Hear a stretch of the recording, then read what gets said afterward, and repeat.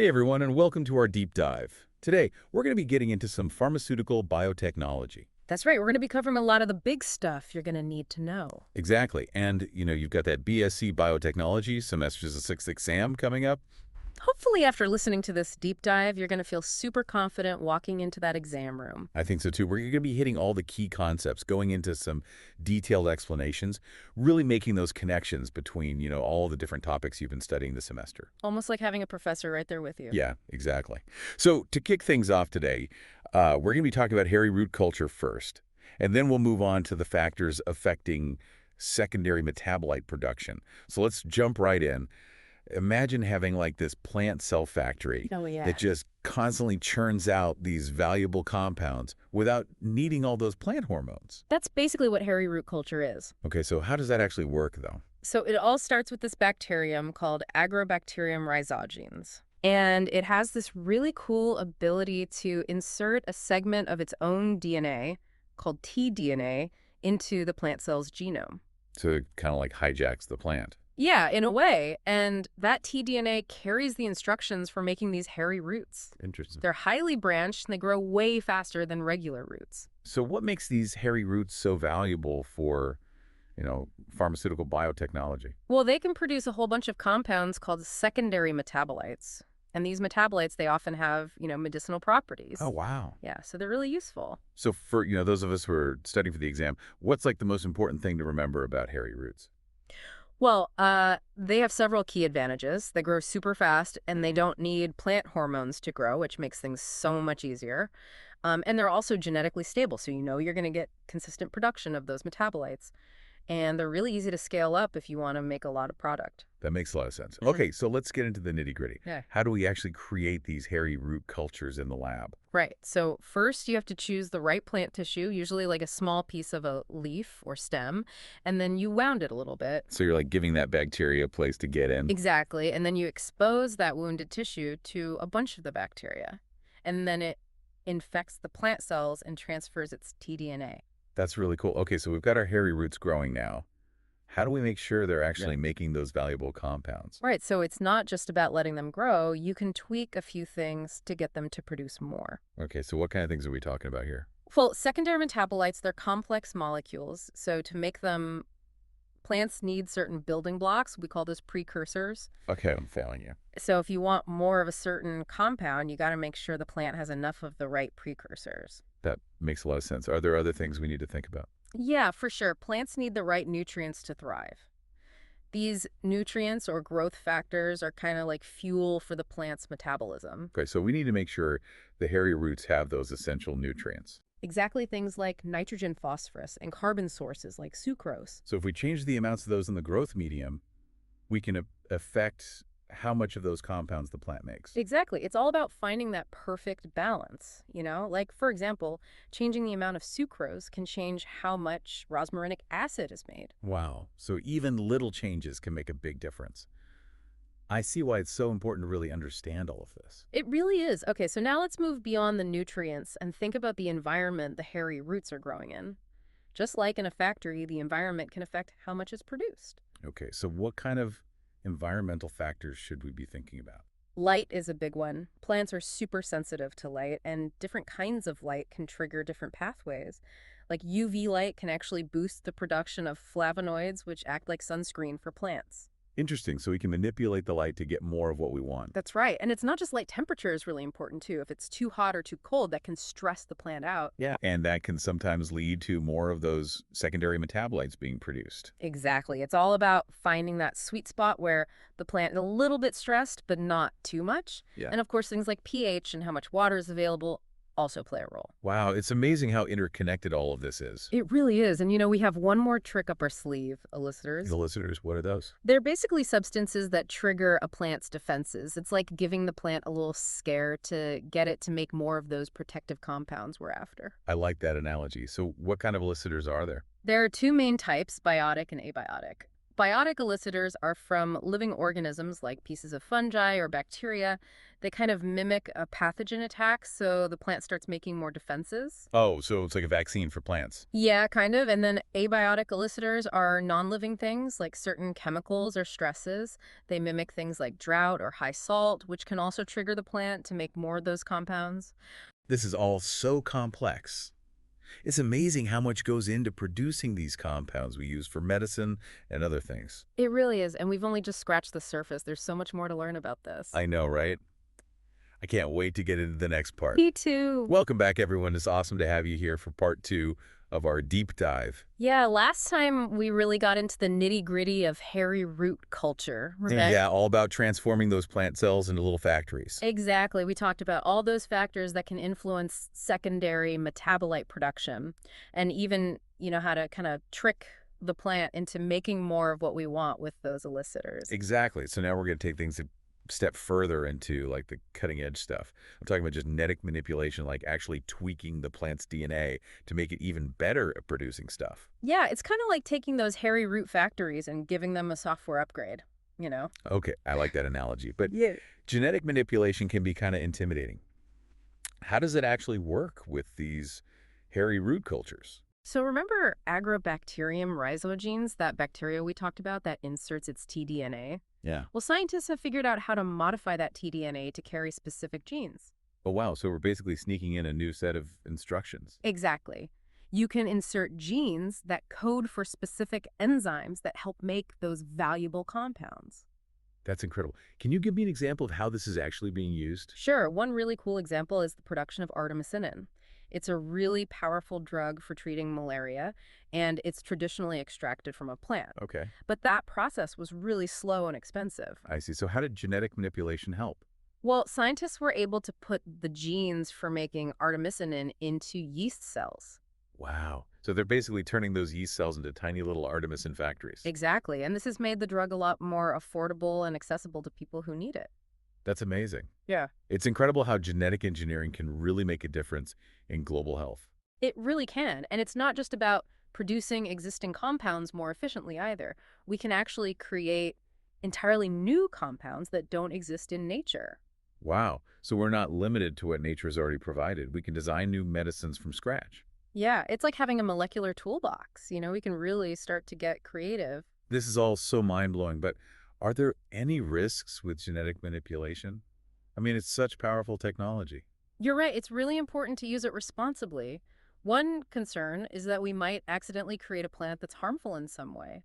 So, like unintended consequences? Exactly. But scientists are working really hard to develop methods that are safe. That makes sense. Are there any other concerns? Another one is gene flow. Like, if genes for herbicide resistance escape from a genetically modified crop and end up in wild plants. Oh, so you could end up with superweeds that are really hard to kill. Yeah, exactly. Yeah. That's why it's so important to use these technologies carefully and make sure we have strategies in place to prevent those kinds of things from happening. So it's all about finding that balance between the potential benefits and the potential risks. Exactly. It's about using this technology wisely to help people and the environment. Okay, so let's shift gears a bit now and talk about how we actually take this technology from the lab and scale it up to industrial levels. Right. We need to be able to produce these compounds on a large scale if we want to use them in real-world applications. Yeah, those tiny lab cultures aren't going to cut it. That's where bioreactors come in. They're these big tanks that are designed to provide the perfect environment for hairy root cultures to grow and produce those valuable compounds. So basically a 5-star hotel for those little plant factories. I like that. And with bioreactors, we can precisely control all those important factors like temperature, pH, nutrient levels, and oxygen. So we're basically fine-tuning the environment to get the most out of those hairy root cultures. Exactly. And there are actually a few different types of bioreactors. Oh, really? Like, Well, one common type is called a stirred tank bioreactor. It's basically a big tank with a motor that stirs everything around to keep the nutrients and oxygen evenly distributed. okay, that makes sense. What are some other types? Another one is called an airlift bioreactor. It uses air bubbles to circulate the culture medium, which is a little gentler on the hairy roots. Oh, so like a jacuzzi for plants? Yeah, kind of. Airlift bioreactors are less likely to damage the roots, and they're also more energy efficient. It sounds like choosing the right type of bioreactor depends on a lot of different factors. It does things like what kind of plant you're using, what product you want to make, and how much of it you need to produce. Okay, so once we've got our bioreactor all set up and those hairy roots are working hard, how do we actually get those valuable compounds out? That's where downstream processing comes in. It's all the steps involved in separating and purifying the product from the rest of the stuff in the bioreactor. So it's like taking those raw ingredients and turning them into a finished product. Exactly, and there are a bunch of different techniques we can use depending on what we're trying to extract. Can you give me some examples? Sure, one common one is filtration. We basically pass the mixture through filters to remove any cells or other large particles. Kind of like straining a soup to get rid of the chunks. Yeah, good analogy. Another common one is chromatography. We use a special column that separates different compounds based on their chemical properties. I remember that from chemistry class. Yeah, so certain compounds will stick to the material in the column more strongly than others, and that's how we can separate them. It's like a molecular sorting machine. Exactly, and there are lots of different types of chromatography that we can use. So filtration and chromatography, what else? We can also use things like extraction crystallization and drying. These methods help us further purify and concentrate the product. So it's like a multi-step process, kind of refining the product with each step. Exactly, and we need to optimize each step to make sure we get the highest yield and purity possible. Because in the end, we want a product that's safe and effective for whatever it's going to be used for, whether that's medicine, food, or something else. Exactly. Downstream processing is a really important part of the whole process. This has been so insightful. I bet our listeners are really curious to hear about some actual applications of all this technology. Yeah, next time we're going to dive into some real-world examples of how hairy root culture and genetic manipulation are being used to create new things. Awesome. I can't wait. All right, welcome back, everybody, to the final part of our deep dive into pharmaceutical biotechnology. It's been a wild ride, right? It really has. We've gone from, those tiny little plant cells all the way to those massive bioreactors. Yeah, we've really covered the whole spectrum. So now it's time to see how all of this incredible technology is being used to solve real-world problems. Yeah. I'm talking about, creating new medicines, sustainable products, and even cleaning up the environment. Exactly. It's all about translating those scientific breakthroughs into something that can really benefit people and the planet. So let's start with the pharmaceutical applications. We've talked a lot about how hairy root culture can produce these valuable compounds, but can you give us some specific examples of how they're being used to create medicines? Oh, absolutely. So one really cool example is the production of paclitaxel. Okay, I've heard about one. It's a super powerful anti-cancer drug, and traditionally it was extracted from the bark of the Pacific yew tree.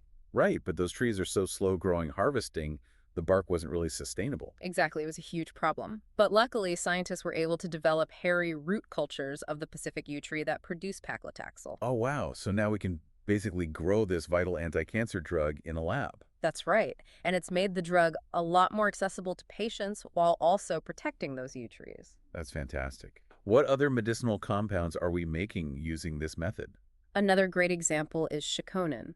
Chiconin, what that? It's a compound that has incredible anti-inflammatory and wound-healing properties. It's traditionally extracted from the roots of the gromwell plant. Okay. And I'm guessing getting large amounts of it from those plants was pretty difficult. You guessed it, but again, hairy root culture came to the rescue. Scientists developed cultures of the gromwell plant that produced tons of chiconin. That's amazing. Yeah, and it's led to the development of new creams and ointments for treating all sorts of skin conditions. It's incredible how much potential there is in these root cultures. And those are just two examples. There are so many pharmaceuticals being produced this way. Painkillers, antivirals, immunosuppressants, you name it. It sounds like the possibilities are really endless. I think so too. And as we keep exploring the diversity of plants, who knows what other amazing medicines we might find. Right. Okay. So moving beyond pharmaceuticals, what about other industrial applications of this technology? So the secondary metabolites we keep talking about, they're not just useful for medicine. They have all sorts of uses in different industries. Oh, yeah, like those dyes, flavors, and fragrances we talked about before. Exactly. And hairy root culture is proving to be a really great way to produce these compounds on a larger scale. Can you give us some examples of how it's being used in those industries? Yeah, for sure. So one example is the production of anthocyanins. Anthocyanins, those are the pigments that give fruits and vegetables their red, purple, and blue colors, right? That's right. They're what make blueberries blue and raspberries red. Oh, cool. I love those colors. And they're also good for you. They're powerful antioxidants. Exactly. So Yeah. they're really valuable for the food and beverage industry. And scientists have figured out how to use hairy root cultures to produce large amounts of these anthocyanins from plants like grapes and berries. So we can use them to make natural food colorings. That's right. It's a much better alternative to those synthetic dyes that a lot of people are trying to avoid. I know I definitely prefer natural colorings whenever possible. Me too. And another exciting area is the production of essential oils. Essential oils. Yeah, Oh, yeah, those are used in so many things. Perfumes, aromatherapy, all sorts of stuff. exactly. And traditionally, extracting essential oils involved a process called distillation, which uses a lot of energy and can sometimes damage those delicate compounds. So how does hairy root culture help? Well, it turns out that hairy root cultures can produce a lot of those same essential oils. Really? So we can just grow them in the lab? Yep. And it gives us a lot more control over the quality and composition of the oils. That's awesome. So we can use them to make high-quality perfumes, natural cleaning products, and all sorts of other things. Exactly. The applications are really diverse. This has been an amazing journey. Mm. I feel like we've learned so much about this incredible technology. Me too. And I think we've only just scratched the surface. So to wrap things up for our listeners today, we've really explored this amazing world of plant biotechnology. We've talked about how we can use it to develop new medicines, create sustainable products, and even help clean up the environment.